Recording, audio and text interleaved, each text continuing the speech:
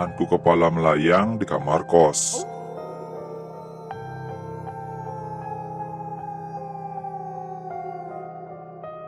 Salah satu rumah kos di Semarang yang dihuni seorang mahasiswa rantauan memiliki cerita mistis. Cerita misteri ini merupakan pengalaman pribadi dari salah satu penghuninya bernama Surya. Setiap hari, Surya harus menghabiskan sekitar 30 menit untuk sampai di kampusnya, hingga akhirnya saat sudah masuk semester, dirinya harus menyewa kamar kos yang dekat dengan kampusnya karena banyak tugas laporan yang harus dia kerjakan, dan juga membuat dirinya harus bolak-balik kampus. Singkat cerita, Surya menemukan tempat yang menawarkan jasa kos dengan harga yang terjangkau, yaitu seharga 250.000 per bulan.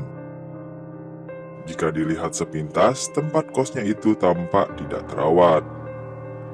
Cat temboknya banyak mengelupas dan lantai-lantai lorong bisa dikatakan kotor dan kumuh.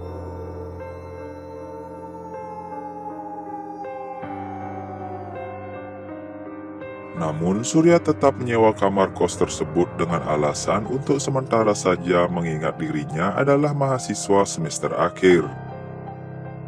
1-2 hari pertama di tempat kos itu berjalan normal.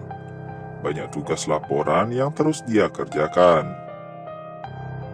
Bahkan dia selalu bergadang hingga jam 3 dini hari demi menyelesaikan tugas laporannya yang banyak. Tempat kos di mana Surya tinggal memiliki banyak kamar.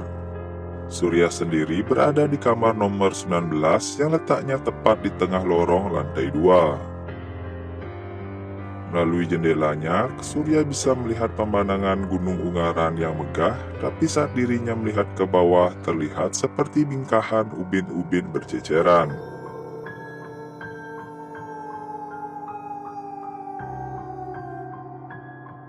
Suatu hari saat dirinya sedang mengerjakan tugas laporannya, dirinya mendengar suara ribut.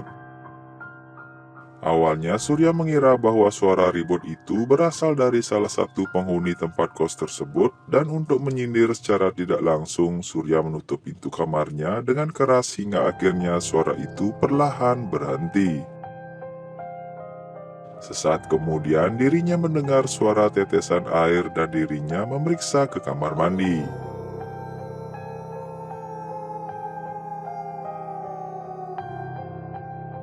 Ternyata keran air dalam keadaan tertutup dan tidak ditemukan kebocoran.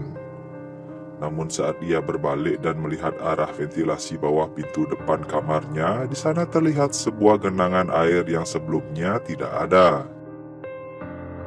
Hingga akhirnya Surya membuka pintu, dan betapa terkejutnya tepat di depan pintu terdapat banyak sekali kepala-kepala berterbangan tanpa badan dengan wajah hancur berantakan dan sangat menyeramkan.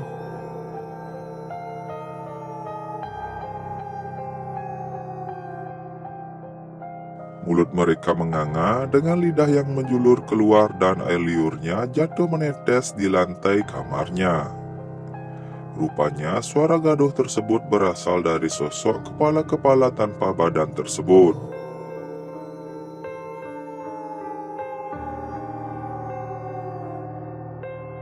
Surya langsung lemas dan tak berdaya, bahkan tidak sanggup berteriak.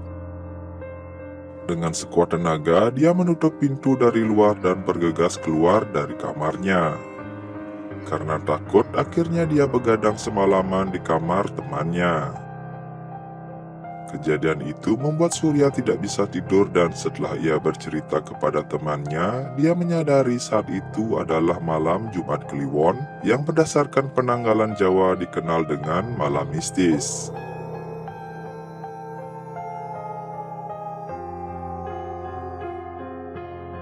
Teman-teman satu kos juga mengalami hal yang serupa dan biasanya terjadi di atas jam 11 malam. Penampakan mistis itu mulai dari kepala melayang-layang, sosok tinggi besar berkulit hitam legam, hingga tangisan perempuan seperti merintih kesakitan.